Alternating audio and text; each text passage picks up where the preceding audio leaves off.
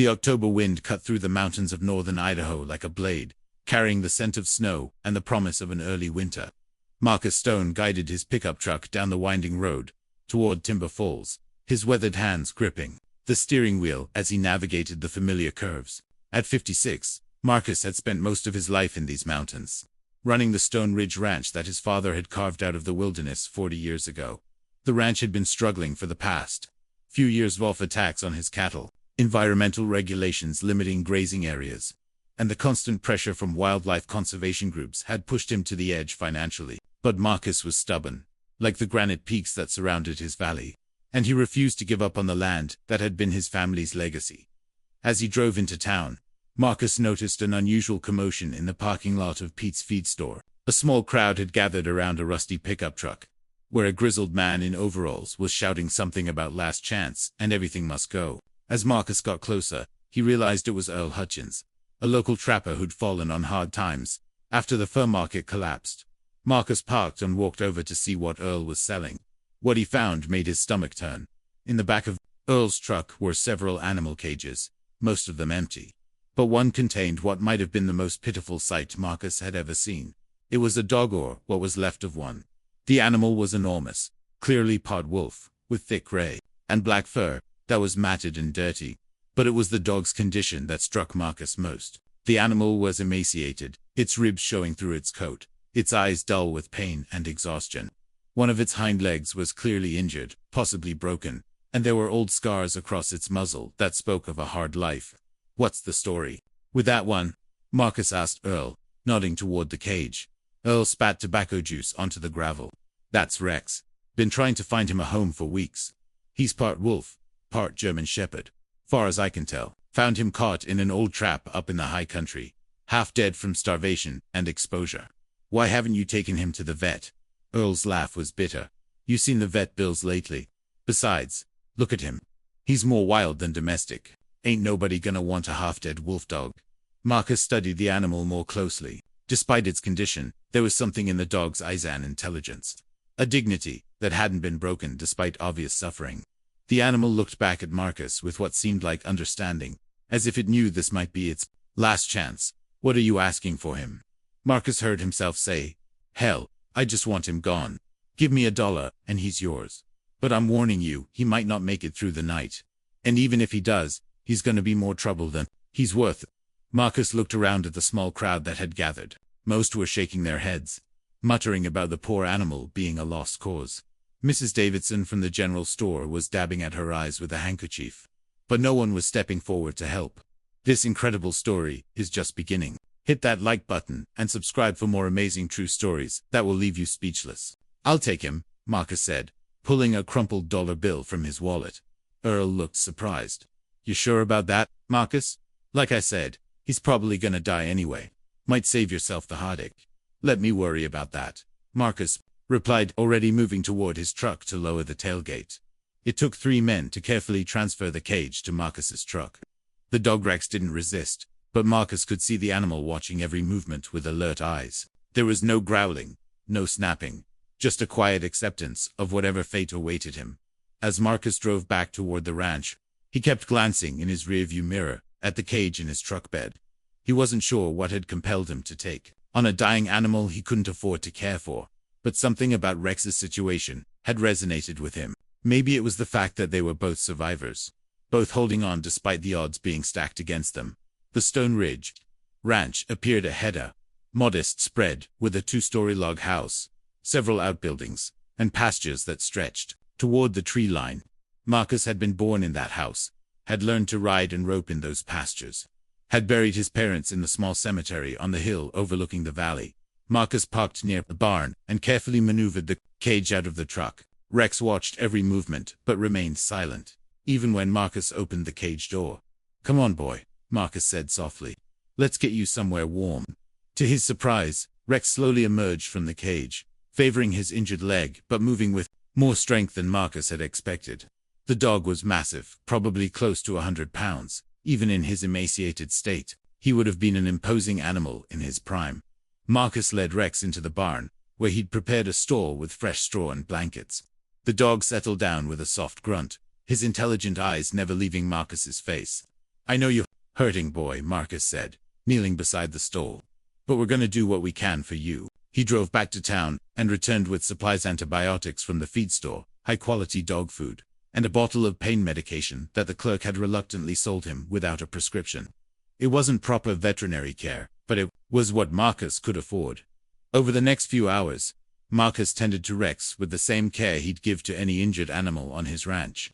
He cleaned the dog's wounds, administered medication, and offered small amounts of food and water.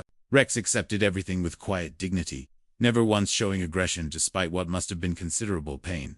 As night fell over the mountains, Marcus settled into a chair beside Rex's stall. He wasn't sure why he felt compelled to stay, but something told him the dog shouldn't be alone. You know, boy, Marcus said quietly, we're a lot alike, you and me. Both hanging on when maybe we should give up. Both got more fight left than people think. Rex's ears twitched at the sound of Marcus's voice, and for a moment, their eyes met in the dim light of the barn. In that instant, Marcus felt a connection form, an understanding between two creatures who'd both known hardship and weren't ready to surrender. As the wind howled through the mountains outside, Marcus dozed fitfully in his chair, waking periodically to check on Rex. The dog's breathing was steady, and there seemed to be a little more alertness in his eyes each time Marcus looked. Neither of them could have imagined what the morning would bring, or how this chance encounter would change not only their lives, but the entire ecosystem of the surrounding wilderness. Sometimes the most important decisions are made from the heart, without consideration of consequences. And Marcus Stone had just made one that would echo through the mountains for years to come. The last thing Marcus remembered before falling asleep was the sound of a distant howl carried on the wind, long, mournful, and somehow familiar. But in his exhaustion, he dismissed it as his imagination and settled deeper into his chair, one hand resting on the gate of Rex's stall. The awakening Marcus woke to silence, a deep, absolute quiet that seemed wrong for a mountain morning. Usually, the dawn brought a symphony of sounds, cattle lowing, birds singing, the rustle of wind through the aspen trees. But this morning, the world seemed to be holding its breath. He stretched his back, protesting from a night spent sleeping in a chair, and looked toward Rex's stall. The dog was awake, sitting upright, with an alertness that hadn't been there the night before.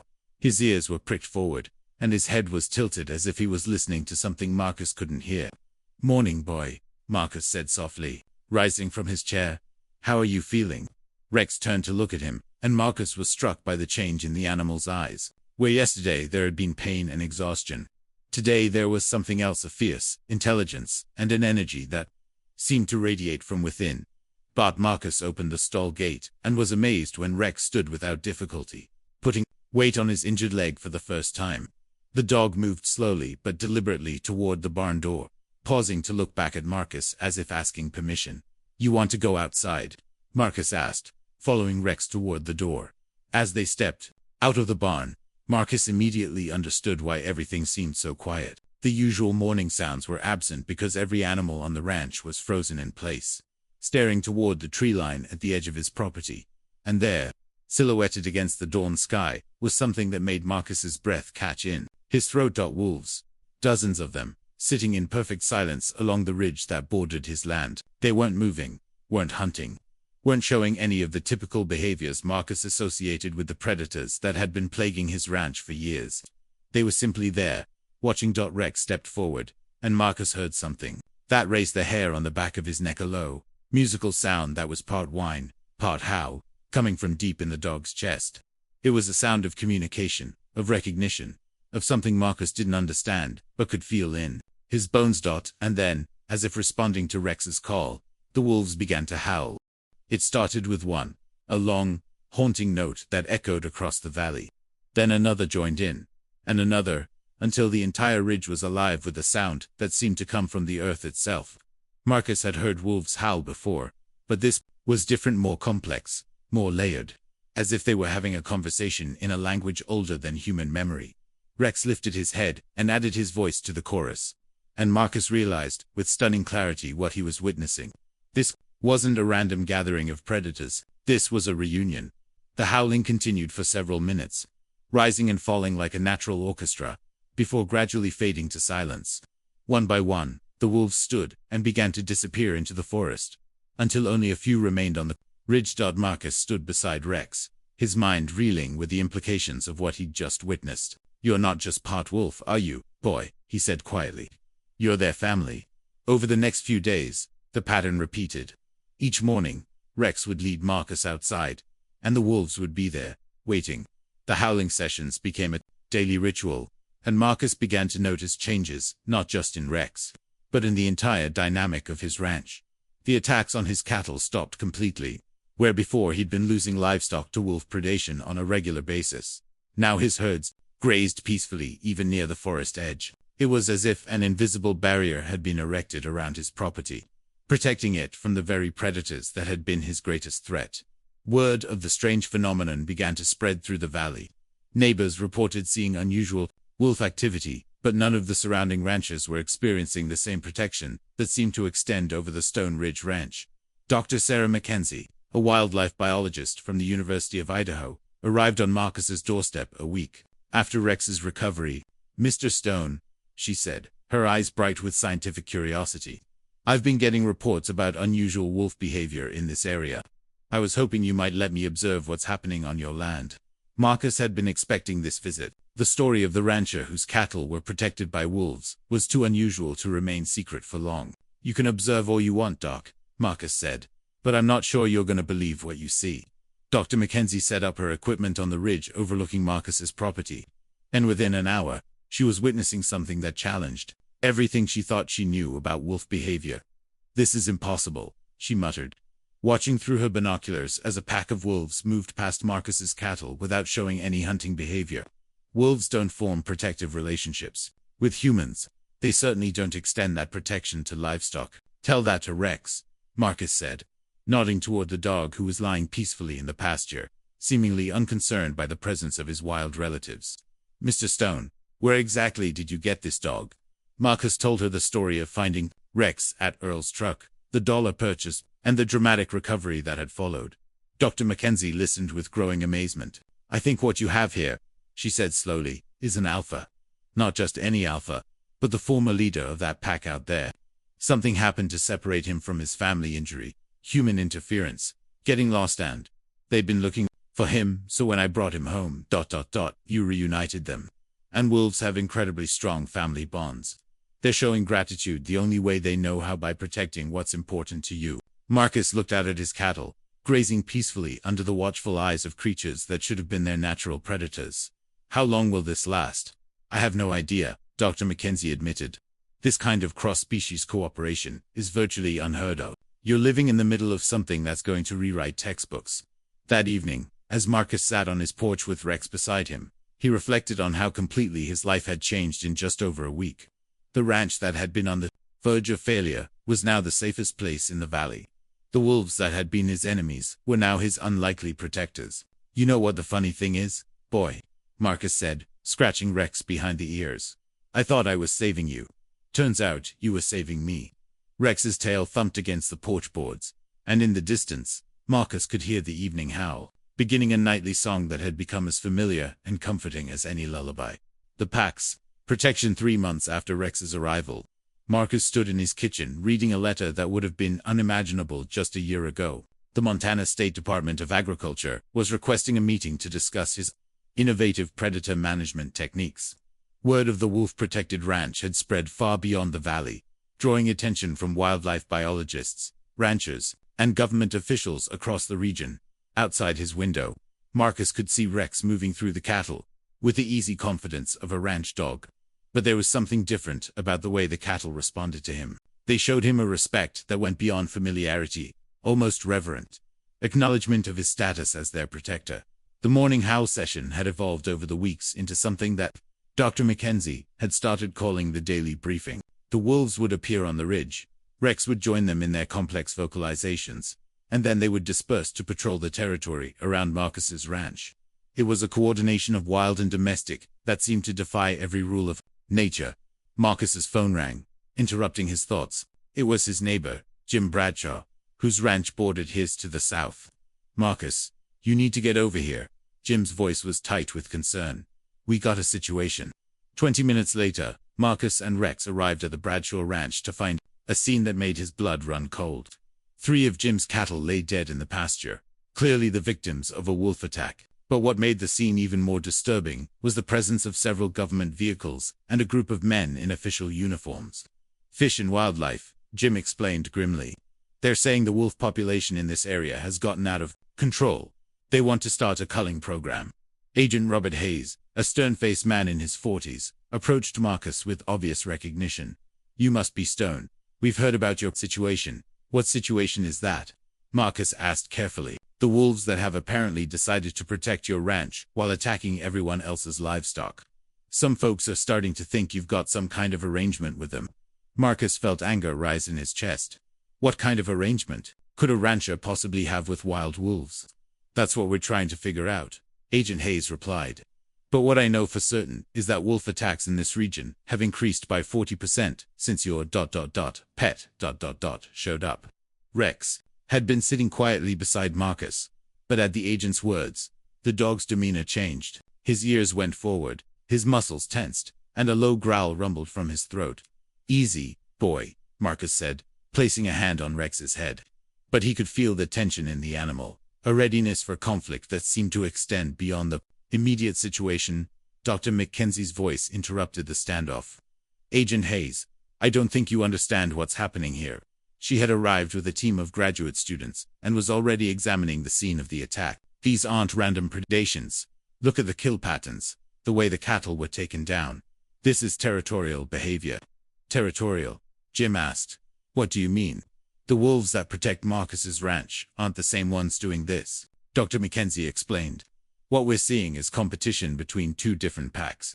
Rex's family is defending their territory, which now includes Marcus's ranch, from another pack that's been pushed into the area.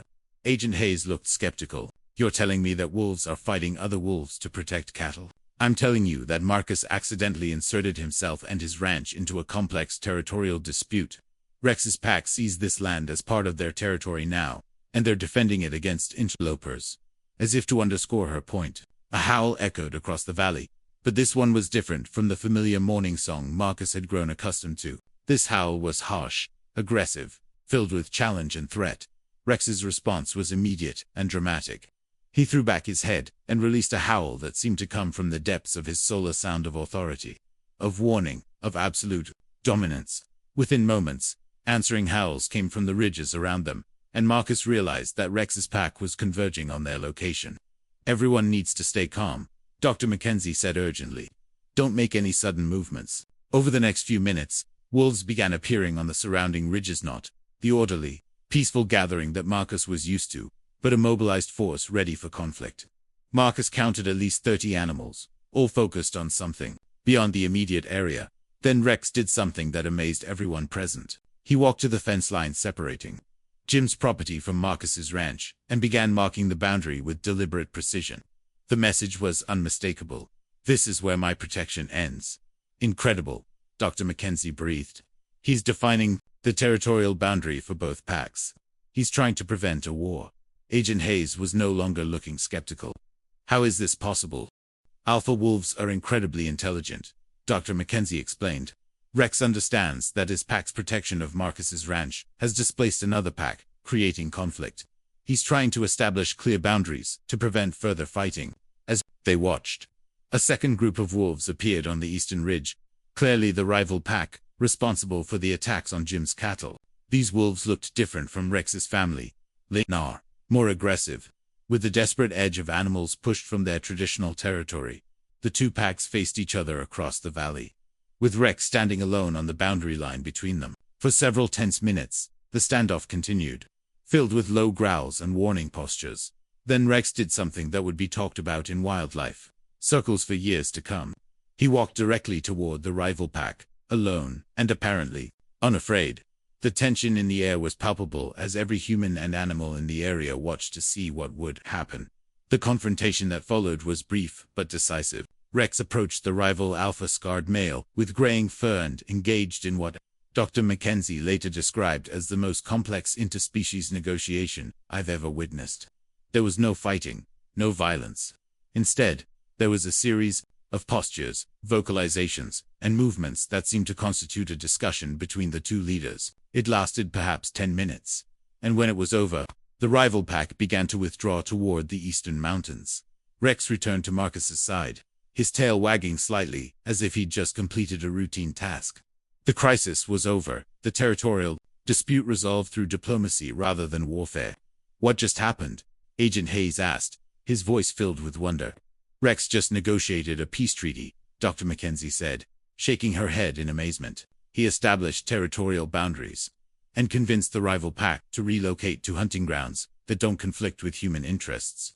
Marcus looked down at Rex, this remarkable animal who'd not only saved his ranch, but had just prevented a war between two wolf packs. You're full of surprises, aren't you, boy? As they drove home, Marcus realized that his life had become something beyond his wildest imagination. He wasn't just a rancher anymore, he was the human partner in an unprecedented cooperation between wild and domestic animals. But with that partnership came responsibilities he was only beginning to understand. The new territory 1 year after Rex's arrival, Marcus stood before a packed auditorium at the University of Idaho, delivering a lecture he never could have imagined. Giving the title on the screen behind him read, Interspecies Cooperation, a Case Study in Wolf-Human Partnership. In the front row sat Dr. Mackenzie, beaming with pride at how far they'd all come. When I paid $1 for a dying dog, Marcus began, his voice carrying easily through the microphone, I thought I was making a simple act of charity. I had no idea I was about to become part of one of the most remarkable wildlife conservation success stories of our time. The past year had transformed not only Marcus's ranch, but the entire approach to predator management in the region. The Stone Ridge model, as it had come to be known, was being studied by wildlife biologists around the world. The key wasn't controlling wolves, it was understanding their complex social structures and working with them rather than against them. Rex sat calmly beside the podium, his presence now as familiar at academic conferences as it was on the ranch. The dog who'd been at death's door a year ago was now a magnificent example of what proper care and understanding could accomplish. His coat gleamed with health, his injured leg had healed completely, and his eyes held the confident intelligence of a leader who'd found his place in the world. The most important lesson we've learned, Marcus continued, is that wolves aren't our enemies. They're intelligent, social creatures with complex relationships and territorial needs. When we work with those needs instead of against them, everyone benefits. After the lecture, Marcus was approached by representatives from ranching associations, environmental groups, and government agencies. The success of his partnership with Rex and the Wolfpack had created a model that others wanted to replicate. Mr. Stone, said Rebecca Martinez, a representative from the Colorado Department of Natural Resources, we've been having serious predation issues in our state. Would you consider consulting on a project to implement your methods? With respect, ma'am, Marcus replied, what works on my ranch might not work everywhere. Every pack is different. Every territory has its own dynamics. You can't just drop a wolf dog into a situation and expect miracles. Dr. Mackenzie joined the conversation. Marcus is right. What we've documented here is unique because of the specific circumstances Rex's status as a former pack alpha, the territorial dispute that brought the packs into conflict, and Marcus's willingness to adapt his ranching practices to accommodate the wolves' needs. But surely some of the principles could be applied elsewhere, Rebecca pressed. Absolutely, Dr. Mackenzie agreed. We're developing a protocol based on our observations here. It focuses on understanding local wolfpack dynamics, identifying key animals within the social structure, and finding ways to create mutual benefit rather than conflict. As the crowd dispersed, Marcus found himself alone with Rex in the empty auditorium. You know, boy, sometimes I wonder if you planned all this from the beginning. Rex's tail wagged, and he nuzzled Marcus's hand with the affection that had grown between them over the months. Their bond had deepened far beyond the simple gratitude Marcus had initially felt. They were partners now, each understanding their role in maintaining the delicate balance they'd created. The drive back to the ranch took them through the mountain passes that had become familiar territory to both of them. As they crested the final hill before home, Marcus could see the evening gathering beginning on the ridge. The wolves were assembling for their nightly howl, a ritual that had become as regular as sunrise and sunset. Marcus parked near the barn and walked with Rex toward the pasture, where his cattle were settling for the night. The sight still amazed him, domestic animals grazing peacefully, while wild predators watched from the surrounding hills. It was a harmony that shouldn't have been possible, but had become as natural as the mountain wind. Marcus, a voice called from the house. His neighbor Tom Bradley was walking toward them, his expression excited. You need to hear this. I just got off the phone with the state agricultural department. Marcus felt a familiar tension. Good news from government agencies was rare in his experience. They want to fund an expansion of your program, Tom continued. They're offering grants to ranchers who want to work with wildlife biologists to develop predator partnerships instead of just killing wolves. Marcus looked at Rex, who was watching the exchange with intelligent eyes. What do you think, boy? Ready to help some more folks learn to live with their wild neighbors? Rex's response was to throw back his head and howl along, melodious note that was immediately answered by the pack on the ridge. Within moments, the valley was filled with the sound that had become the soundtrack of Marcus's new life. But this evening's howl was different somehow, more complex and layered than usual. Dr. Mackenzie had taught Marcus to recognize different types of wolf vocalizations, and this one carried messages of territory, family, and something that sounded remarkably like contentment. As the howling faded and the wolves began to disperse to their evening patrols, Marcus reflected on how completely his world had changed. The ranch that had been failing was now thriving. The wolves that had been his enemies were now his allies. The simple act of kindness that had led him to buy a dying dog for $1 had created something unprecedented in the relationship between humans and wildlife. You know what the funny thing is, Rex? Marcus said as they walked back toward the house. Everyone wants to know the secret of our success, but it's really pretty simple. We started by seeing each other as individuals instead of enemies. Everything else just grew from there. Rex's tail wagged in agreement, and in the distance, Marcus could hear the sounds of his cattle settling for a peaceful night under the protection of their unlikely guardians. It was a sound of harmony that he never grew tired of hearing. The little dog who'd been dying in Earl's truck had not only survived, but had revolutionized the way humans and wolves could coexist. Their story was still being written, with each day bringing new challenges and new opportunities to prove that cooperation was not only possible, but profitable for all involved. As Marcus turned off the lights and prepared for bed, he could hear the faint sound of wolves moving through the forest around his ranch, not as predators seeking prey, but as guardians protecting their expanded territory. That now included the human family they'd adopted as their own. The most important revolutions begin with the smallest acts of kindness, and sometimes a dying dog can teach an entire region that the old ways of fighting nature can be replaced with something far more powerful: understanding, respect, and the willingness to see former enemies as potential family. If this incredible story about the power of compassion and unlikely alliances moved you, smash that like button and subscribe for more amazing true stories that will change how you see the world. Share this video with someone who needs to be reminded that even the smallest act of kindness can have extraordinary consequences. Comment below and tell us about a time when helping someone or something unexpected changed your life. Don't forget to ring that notification bell so you never miss our latest inspiring stories about the amazing connections between humans and animals. Remember, sometimes saving someone else is exactly what we need to save ourselves. This remarkable story reminds us that the line between wild and domestic, between enemy and ally, is often thinner than we imagine. Marcus Stone's dollar investment in a dying dog became $1 million lesson in cooperation, proving that sometimes the best solutions come not from fighting nature, but from understanding and working with it. Rex's story shows us that healing happens when we see beyond surface appearances to the potential underneath. The dying animal that others had written off became the key to solving a conflict that had seemed impossible to resolve. Their partnership created a new model for human-wildlife interaction that continues to influence conservation efforts today. Most importantly, their story demonstrates that family isn't always defined by species or blood. Sometimes it's defined by loyalty, protection, and the choice to stand together against the challenges of an uncertain world.